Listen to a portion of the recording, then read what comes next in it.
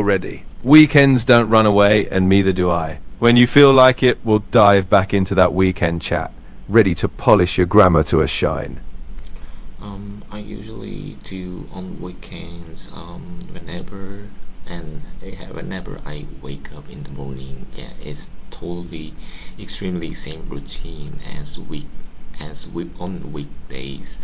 Um, as soon as I wake up from my bed, from my couch, and I just slightly, I just lightly brush my teeth and take a shower, and then right after I head to the gym to exercise, to use treadmill or um, lift some weight to build muscles. Especially nowadays I focus on back, upper back, and shoulder.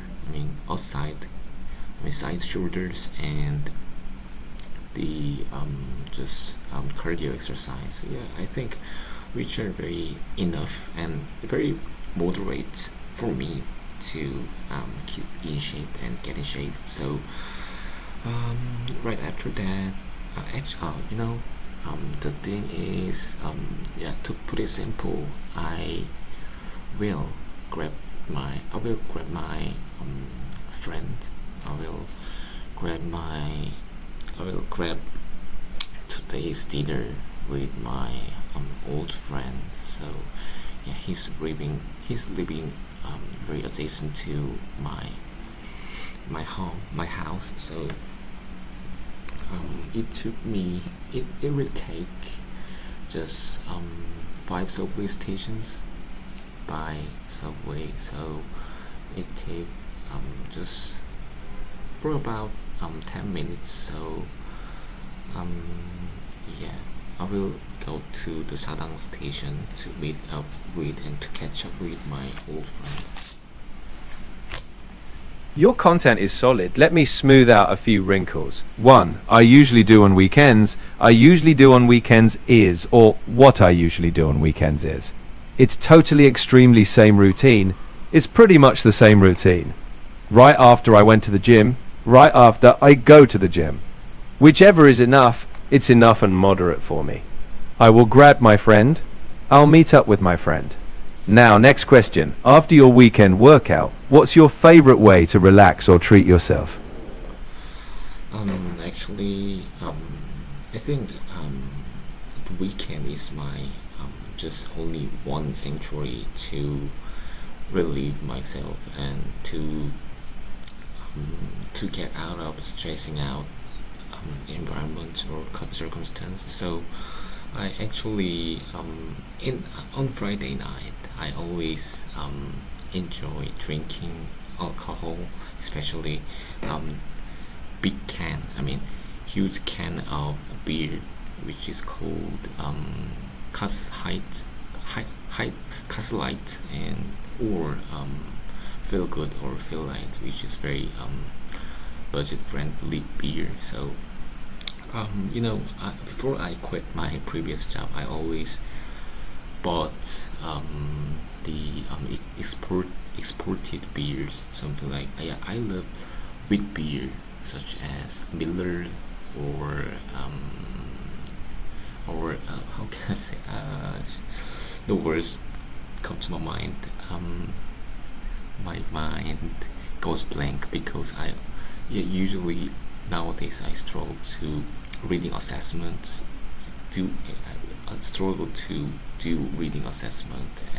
Actually, I went to bed last night 3 a.m. in the morning. So um, sometimes I go to bed very late. Whenever I go to bed late, my mind goes blank and no words come to my mind. So the thing is, the very interesting thing is, there is a fluctuation in English skill. Someday I'm really good at my conversation in English, but on the other hand, it was I can't can continue or last my conversation in English. So which is very difficult.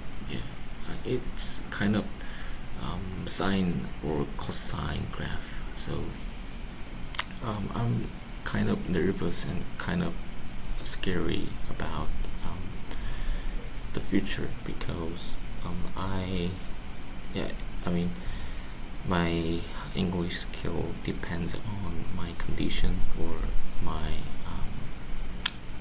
my condition of mentally or physically. So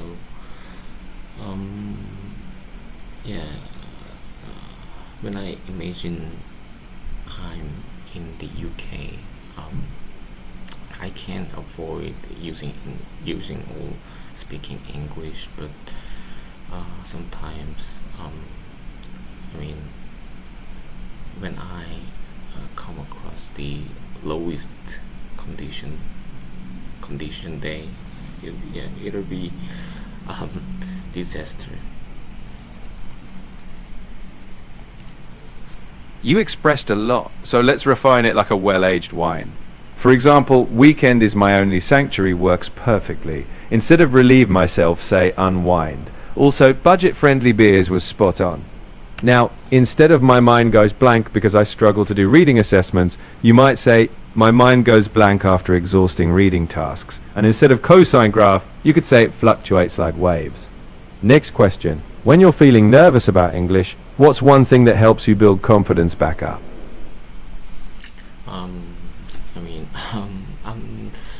actually, there are so many idioms and collocations in English. They are usually used by native speakers. So I always try to use or I always to take advantage of those kind of words. So for example, when when the class goes to when the classes goes to finish time, I mean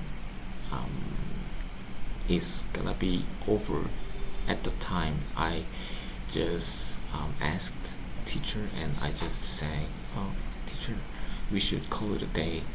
Oh yeah, so teacher, yeah, the professor told me, oh that was very good collocation and very good expressions. So yeah, the thing is, yeah, what I want to told you is using I mean, whenever I came across while I'm scrolling on Instagram or video streaming service, something like YouTube, there are so many contents made in English. So whenever I encounter those kind of contents, I always try to screenshot, capture the screen at the time to in order to realize and in order to memorize those very useful or beneficial expressions, something like. So I think, yeah, that I did that over and over. Nowadays, these days, it's over 2 or 3 months, a couple of months. So which can which enhance my English conversation skills or writing skill as well. So I think that's a very good way to memorize and study English and enhance my confidence, and that made me get confident.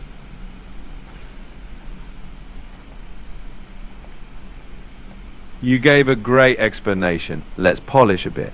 Instead of I always do take advantage of, just say I try to take advantage of. Also, class goes to finish time can be class comes to an end. And say whenever I come across something on Instagram or YouTube rather than while I'm scrolling on. Lastly, those kind of content should be that kind of content.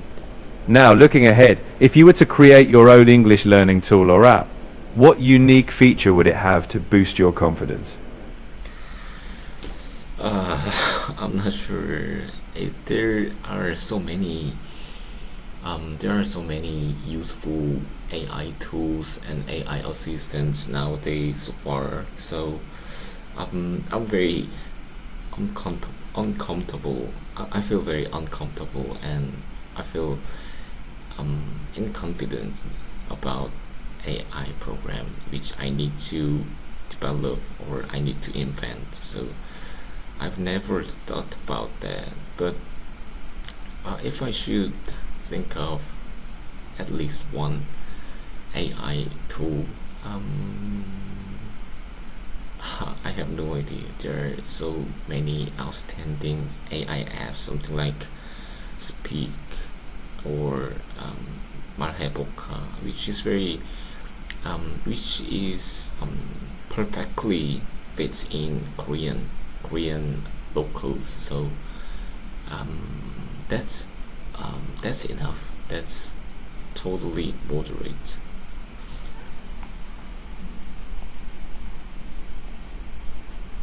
You've been honest, and that's always a good start. To refine a bit, instead of I'm very uncomfortable, say I feel uncomfortable. Also, I feel unconfident is better as I lack confidence. And instead of which is perfectly fits, you'd say which perfectly fits. Here's my last question in this weekend saga. If you could have one dream weekend getaway, anywhere in the world, where would it be and what would you do there? Um, it must be Iceland. I've never, I've never been to Europe continent, so studying in the UK probably be probably I mean, must be a first time being in European continent. But the thing is, the UK is the island, so that is as far as I thought, that is um, literally that is not the mainland of Europe. So yeah, Iceland as well. But I a few days ago I was told that my I mean previous cohort in my academy gathered sticking together and went to Iceland to hang out and to see or to watch some aurora. So that seems very cool. So um, classmate in my same cohort in pre-master process, pre-master program 12. Yeah, we talk about the future destination for travel while are we are in the UK for studying. So um, the that yeah considered we considered Iceland as a travel destination. So that's what I'm that's what I'm telling you, Iceland.